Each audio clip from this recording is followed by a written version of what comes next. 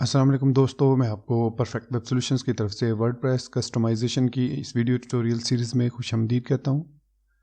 मेरा नाम इमरान कासिम है और इस वीडियो ट्यूटोरियल में हम हुक्स के बारे में डिस्कस करेंगे कि वर्डप्रेस के अंदर हुक्स क्या काम करती हैं, कैसे काम करती हैं और हुक्स को क्यों यूज़ किया जाता है। और इसके अलावा हम ये भी देखेंगे कि इसकी मदद से हम किस तरीके से थीम्स या प्लगइन को इस्तेमाल करते हुए वर्डप्रेस के अंदर कस्टमाइजेशन कर सकते हैं। सो बेसिक हमारी इस सीरीज़ का मकसद कस्टमाइजेशन ही है और उसमें hooks are the very very important part. So hooks के साथ हम 80 to 90% ऑफ जितनी भी कस्टमाइजेशन होती है वो हम इन्हीं हुक्स को इस्तेमाल करते हुए परफॉर्म करते हैं। तो ये बहुत ही इंपॉर्टेंट टॉपिक है और इसके अलावा फ्यूचर्स वीडियो में हम काफ़ी सारी हुक्स के बारे में बात भी करेंगे, उनके फीचर्स को डिस्कस करेंगे, उनको किस तरीके से यूज़ किया जाता है। लेकिन उससे पहले हुक्स के बारे में जानना कि ये हुक्स क्या होती हैं, कहाँ पर डिफ़ाइन होती हैं, कैसे इनको इस्तेमाल किया जाता है, ये बहुत ज़रूरी है। तो मैं उम्मीद करता हूँ कि आप मेरे इस वीडियो ट्यूटोरियल को एंड तक देखेंगे और इसको लाइक भी करेंगे। इसके अलावा अगर आप हमारे इस चैनल परफेक्ट वेब सॉल्यूशंस पर न्यू हैं तो इसको सब्सक्राइब करते हुए साथ में मौजूद बेल के आइकन को प्रेस करते हुए ऑल नोटिफिकेशंस को ऑन कर लीजिएगा ताकि आने वाले वर्डप्रेस के वीडियो ट्यूटोरियल्स की अपडेट्स आपको मिलती रहें। Thank you very much. तो चलिए शुरू करते हैं आज की इस वर्डप्रेस कस्टमाइजेशन के वीडियो ट्यूटोरियल को और देखते हैं कि हुक्स क्या होती हैं और ये कैसे काम करती हैं। जैसे कि प्रीवियस वीडियो ट्यूटोरियल में मैंने आपको बताया था कि हमने अपने जो डेवलपमेंट इन्वायरमेंट में है वो ज़ील डॉक्स को भी सेटअप किया हुआ है। तो यहाँ पर मैंने ज़ील डॉक्स को ओपन किया और यहाँ पर वर्डप्रेस के अंदर से गाइड्स से मैंने हुक्स के टॉपिक को ओपन कर लिया। तो ये बेसिकली डॉक्यूमेंटेशन मतलब ऑफिशियल डॉक्यूमेंटेशन है वर्डप्रेस की और उसकी तरफ से ये हुक्स की हमें डेफिनेशन और डिफ़ाइन किया गया कि हुक्स बेसिकली क्या होती हैं। तो यहाँ पर अगर आप पहली लाइन देखें तो ये कहती है कि hooks are a way for one piece of code to interact और modify another piece of code at a specific predefined spots. इसका अगर मैं ट्रांसलेशन करूँ तो इसका मतलब यह है कि हुक्स हमारे पास एक ऐसा तरीका है या ऐसा फंक्शन है जिसकी मदद से हम कोई भी कोड जो है वो इंजेक्ट कर सकते हैं या ऐड कर सकते हैं या मॉडिफाई कर सकते हैं या किसी कोड के साथ इंटरैक्ट कर सकते हैं जो कि वर्डप्रेस की कोर में या वर्डप्रेस की किसी थीम में या वर्डप्रेस के किसी भी प्लगइन में डिफाइन किया गया। तो ये जो हुक्स होती हैं ये ना सिर्फ हम क्रिएट कर सकते हैं बल्कि इनको मॉडिफाई भी कर सकते हैं। अगर आप थीम डेवलप करना चाह रहे हैं तो हो सकता है कि आप उसके अंदर कुछ सर्टेन हुक्स डिफाइन कर दें ताकि दूसरे यूजर्स बगैर थीम को मॉडिफाई किए चाइल्ड थीम की मदद से उन हुक्स को कॉल करके अपना डिजायर्ड रिजल्ट जो वो लेना चाह रहे हैं वो ले सकें। इस एक सेंटेंस का मतलब भी यही है कि किसी भी स्पेसिफिक जगह पर किसी भी कोड से इंटरेक्ट करने के लिए आपको हुक्स की ज़रूरत पड़ती है। They make up the foundation for how plugins and theme interact with WordPress core. ये दूसरा जुमला इसका वही है जो मैंने अभी आपको एक्सप्लेन किया। But they are also used extensively by core itself. मतलब कहने का ये है कि हुक्स को बेसिकली तो डेवलपर्स के लिए डिज़ाइन किया गया लेकिन वर्डप्रेस खुद इसको बहुत सी जगहों पर यूज़ करता है जिसकी मदद से आप काफ़ी सारी वर्डप्रेस की जो कोर फंक्शनैलिटीज़ हैं उनको चेंज कर सकते हैं अपनी ज़रूरत के मुताबिक यूजिंग दोज हुक्स। आगे वो लिखता है कि दो किस्म की हमारे पास हुक्स हैं। एक हुक्स को कहा जाता है एक्शंस और दूसरी हुक्स को कहा जाता है फिल्टर्स हुक। हमारे पास एक्शन हुक्स हैं और फिल्टर हुक्स हैं। वो कह रहा है कि to use either you need to write a custom function known as a callback function. अगर आपने किसी भी हुक को यूज करना है तो आप उस हुक को सिर्फ और सिर्फ कॉल बैक फंक्शन के थ्रू ही यूज कर सकते हैं। ये जब हम प्रैक्टिकल करेंगे तो हमें बेहतर तरीके से समझ आएगी।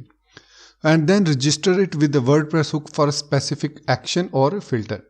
आप एक फंक्शन बनाएंगे, फिर उस फंक्शन को आप एक स्पेसिफिक या तो एक्शन हुक के साथ अटैच करेंगे या किसी भी फिल्टर हुक के साथ अटैच करेंगे। Actions allow you to add data और चेंज हाउ वर्डप्रेस ऑपरेट्स।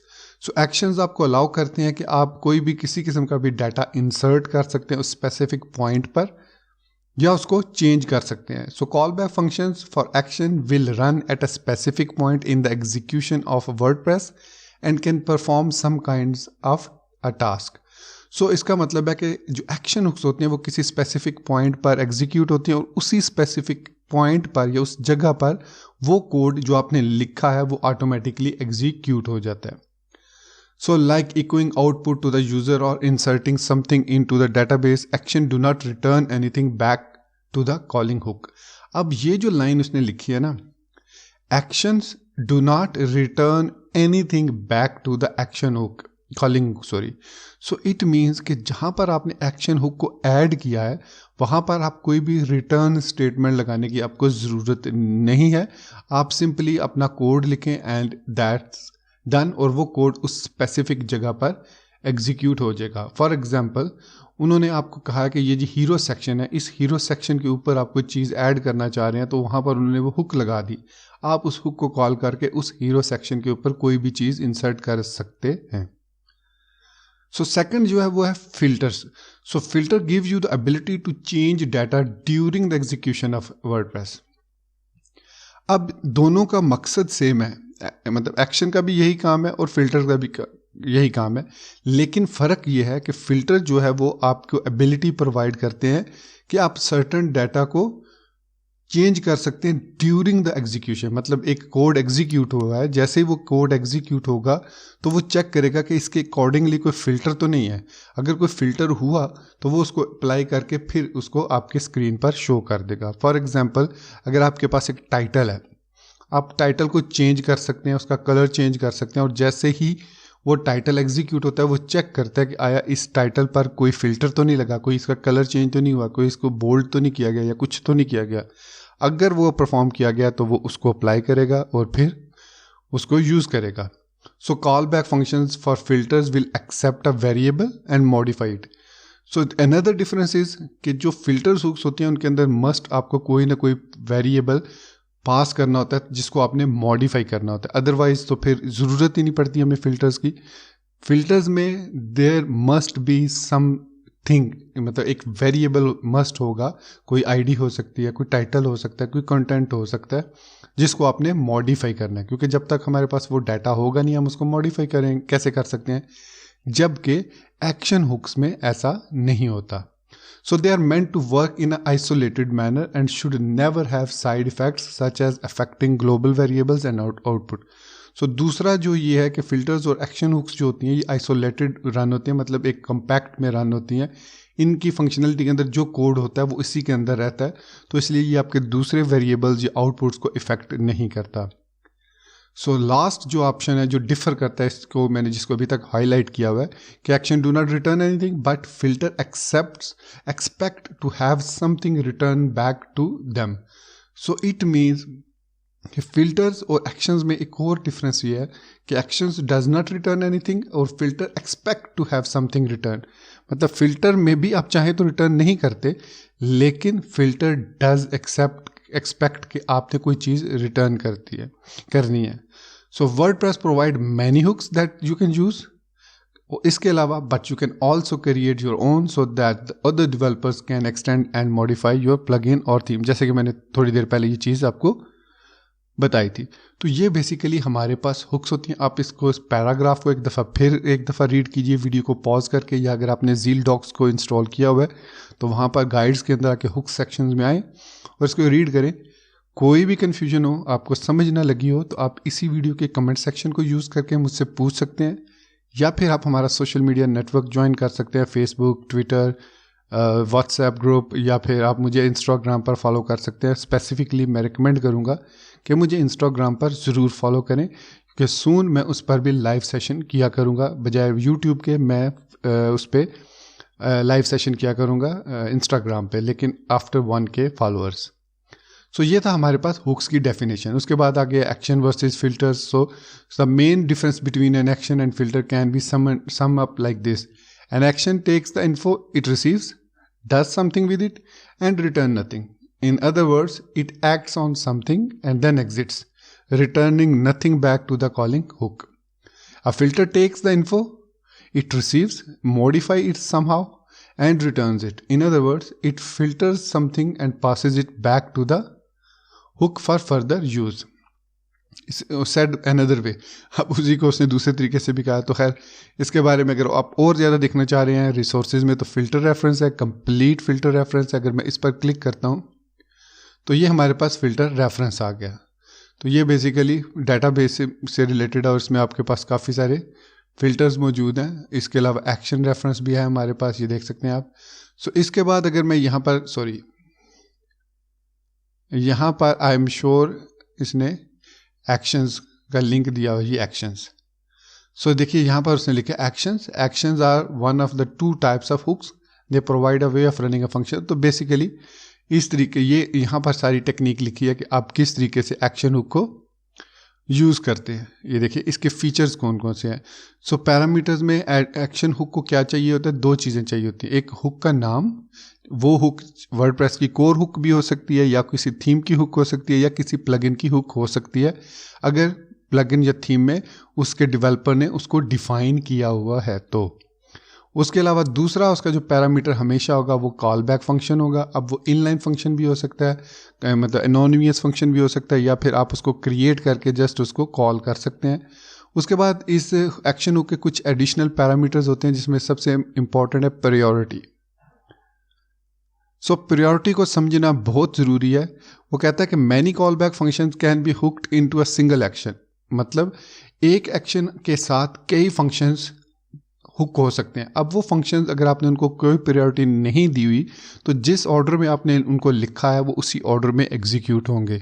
सो अगर आप उनके ऑर्डर को चेंज करना चाह रहे हैं तो बजाय इसके कि आप उनको मूव करें ऊपर से नीचे, आप उनका प्रायोरिटी नंबर चेंज कर दें। सो डिफ़ॉल्ट जो प्रायोरिटी होती है वो 10 होती है, मतलब कोई भी अगर आप प्रायोरिटी नहीं देते तो हर हुक को जो प्रायोरिटी मिलती है वो 10 होती है। फिर 10 से इसका मतलब है कि जिसकी 10 है वो उसी रेफरेंस के साथ जहाँ जहाँ वो रिटर्न है वहीं से वो एग्जीक्यूट हो जाता है 1 by 1। जिसकी प्रायोरिटी ज़्यादा होगी, मतलब अगर आप उसकी प्रायोरिटी 20 कर देते हैं तो डेफिनेटली वो 10 के बाद एग्जीक्यूट होगा। 30 करेंगे तो उसके बाद 20 वाले के बाद होगा वो एग्जीक्यूट, 10 वाले और 20 वाले दोनों के बाद एग्जीक्यूट होगा। सो प्रायोरिटी की मदद से आप किसी भी हुक की प्रायोरिटी को ऊपर नीचे आसानी के साथ कर सकते हैं। फॉर एग्जाम्पल, सो यहाँ पर लिखा है priorities are positive integer typically between 1 and 20, मतलब वो 1 and 20 से यूज़ करते हैं। 1 से लेकर 20 तक आप कोई भी प्रायोरिटी दे सकते हैं। नॉर्मली 1 से लेकर 20 तक दी जाती है, लेकिन आप 10 से लेकर 9999 तक भी देना चाहें तो दे सकते हैं। So the default priority meaning that priority assigned when no priority value is manually supplied is 10।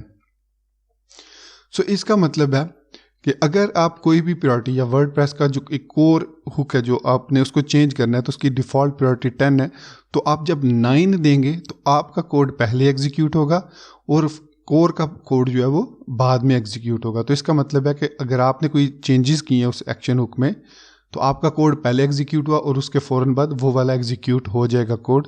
सो आपका कोड पहले नज़र आएगा और जो दूसरा वर्डप्रेस कोर का कोड है वो बाद में नजर आएगा। अब वो कह रहा है there is no theoretical upper limit on the priority value but the realistic upper limit is 100। अब वो कह रहा है कि आप कुछ भी अपर लिमिट दे सकते हैं, 99999 जितने भी, कोई लिमिट नहीं है, लेकिन वो रेकमेंड करता है कि 100 तक आप रहें, 100 से ज़्यादा ना जाएं। अब यहाँ पर आगे वो यही कह रहा है कि function with a priority of 11 will run after a function with a priority of 10 and function with a priority of 9 will run before a function with a priority of 10। सो ये उसकी डेफिनेशन है और यहाँ पर उसने कुछ आपको एग्जांपल्स भी दी हुई हैं। सो एक्शन हुक को क्रिएट करने के लिए हम डू एक्शन यूज़ करते हैं कि अगर आप एक थीम डेवलप कर रहे हैं या एक प्लगइन डिज़ाइन कर रहे हैं तो आपने एक एक्शन हुक क्रिएट करना है ताकि दूसरे डेवलपर्स उसको यूज़ कर सकें। तो उसके लिए आप यूज़ करेंगे डू एक्शन हुक और फिर उसका हुक का नेम देंगे। फिर उसके बाद आप अगर उसके साथ कोई डिफ़ॉल्ट फंक्शनैलिटी ऐड करना चाह रहे हैं तो वो कॉल बैक की सूरत में आप ऐड कर सकते हैं।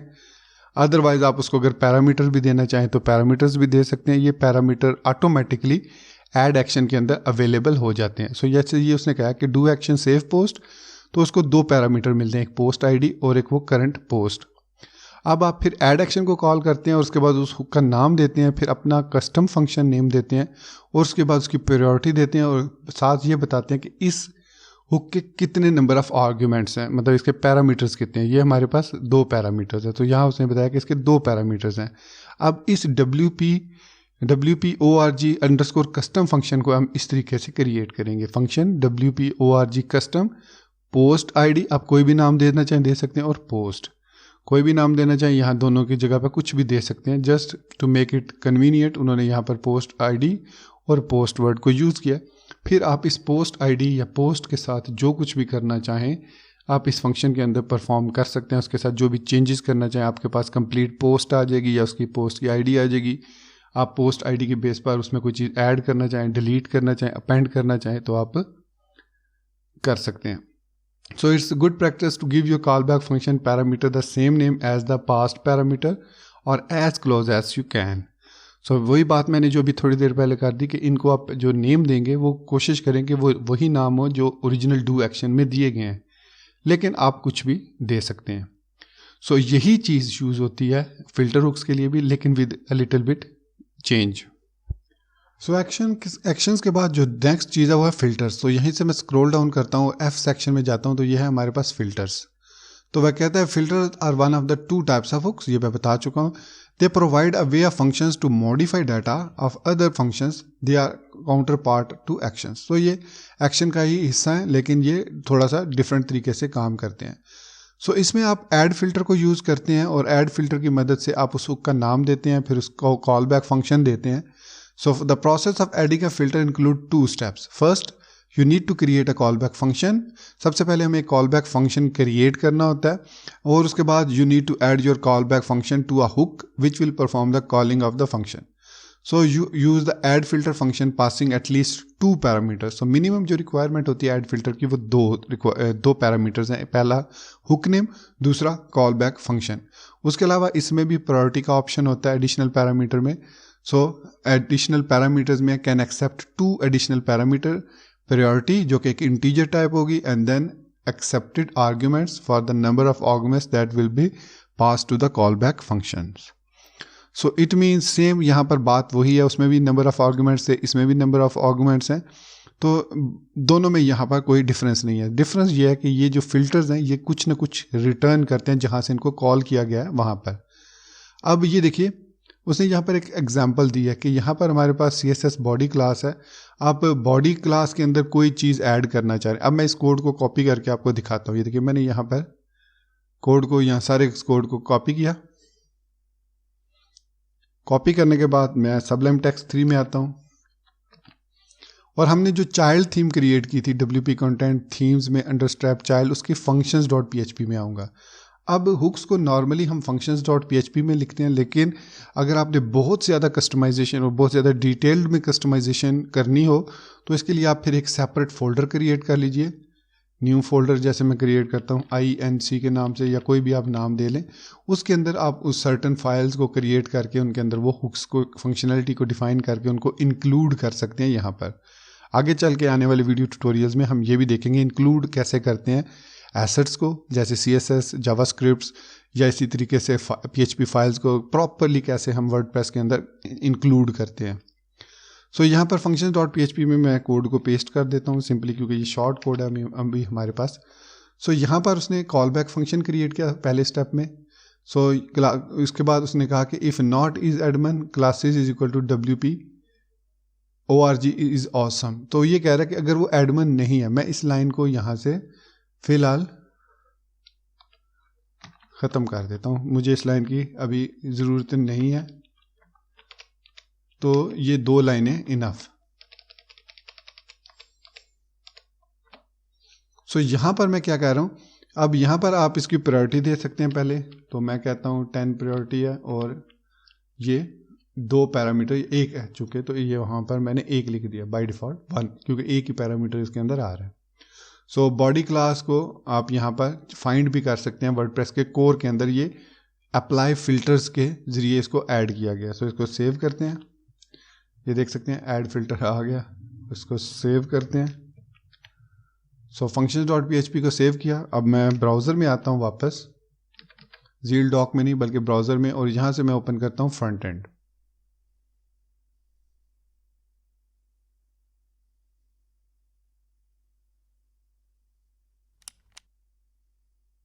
अब आपके जहन में आ रहा होगा कि इस फंक्शन ने ऐसा क्या टास्क परफॉर्म किया है आपको ये जानना है। तो पहले इसको फ्रंट एंड को ओपन हो लेने दे, क्योंकि कुछ नेट से भी इसने रिसोर्सेज डाउनलोड करने से थोड़ा सा ये शायद स्लो है।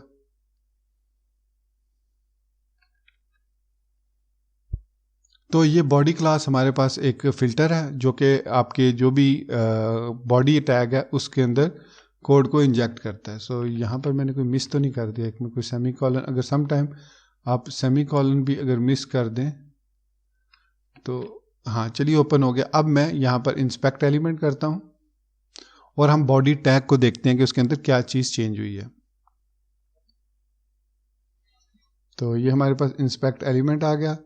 अब एलिमेंट्स यहाँ पर सारे इसके लोड होंगे। तो ये देखिए बॉडी टैग है, इसके अंदर क्लास में WP-ORG इज़ ऑसम यहाँ पर आपको लिखा हुआ नज़र आ रहा होगा। ये जो क्लास ऐड हुई है ये हमने इस हुक के थ्रू ऐड किया, इस फिल्टर हुक के थ्रू। अगर मैं इसको सिर्फ इस फिल्टर हुक को कमेंट कर देता हूँ, मैं फंक्शन को कमेंट नहीं करता बल्कि इसको सिर्फ कमेंट कर देता हूँ। अब मैं इसको सेव करता हूँ और वापस ब्राउज़र में आते हैं और इसको रीलोड करते हैं।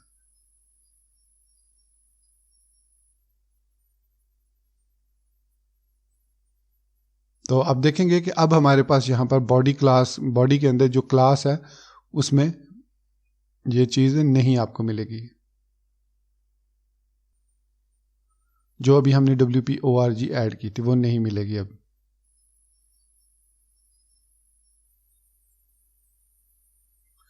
अच्छा ये थोड़ा सा स्लो पता है किस लिए, क्योंकि मैंने इसके जो कैशे बिल्ट इन कैशे है ना उसको डिसेबल किया हुआ है। यही वो वजह है कि ये थोड़ा सा इसकी जो ब्राउजिंग स्पीड है ना वो स्लो है, क्योंकि कैशे के बगैर जो है इसकी जो स्पीड है डेफिनेटली वो स्लो होगी। तो यहाँ पर अब आप देख सकते हैं कि इस टैग के जो बॉडी है उसके अंदर कोई भी क्लास जो है WP-ORG इज़ ऑसम के नाम से नहीं है, क्योंकि मैंने इस हुक को कमेंट आउट कर दिया है। अच्छा जो मैं अभी बता रहा हूँ वो बेसिकली ये WP config, ये वाली जो लाइन है डिफाइन WP कैशे फॉल्स, अगर मैं इसको कमेंट कर देता हूँ, इसको सेव करता हूँ, तो ये अब इसका कैशे जो है वो बिल्ड करेगा और उसके बाद हमारी जो वेबसाइट है वो फास्टर लोड होगी। एक दफ़ा इसको कैशे बिल्ड करेगा और उसके बाद हमारी जो वेबसाइट है वो फास्ट लोड होगी। तो ये बेसिकली है हमारे पास वर्डप्रेस के अंदर हुक्स का कॉन्सेप्ट।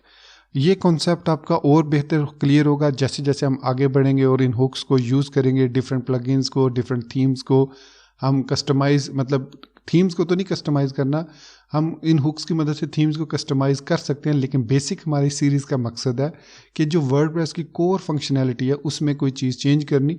तो उसी तरीके से आप किसी भी थीम या प्लगइन के अंदर अगर कोई हुक डिफ़ाइन की गई है तो उसकी मदद से आप उसमें भी चेंजेस कर सकते हैं।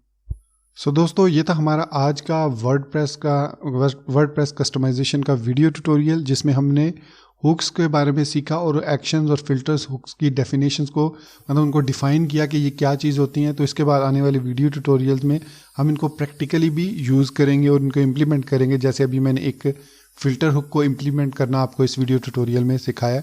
चूँकि ये वीडियो ऑलरेडी 20 मिनट्स से ज़्यादा की हो चुकी है तो मैं इसको और ज़्यादा लेंथी नहीं करना चाह रहा, वरना आप और बोर हो जाएंगे। तो मैं आपको बगैर कोई बोर किए इस वीडियो ट्यूटोरियल को यहीं पर ख़त्म करता हूँ और उम्मीद करता हूँ कि आपको ये वीडियो ट्यूटोरियल पसंद आया होगा। आप ऑलरेडी इसको लाइक कर चुके होंगे। नए होने की सूरत में चैनल को सब्सक्राइब करते हुए बेल के आइकन को प्रेस करते हुए ऑल नोटिफिकेशंस को भी ऑन कर चुके होंगे। सो इसी बात के साथ मुझे इजाज़त दीजिए, मिलते हैं नेक्स्ट वीडियो ट्यूटोरियल में। Till then thank you very much for watching this video tutorial. Take care, good bye and Allah हाफिज़।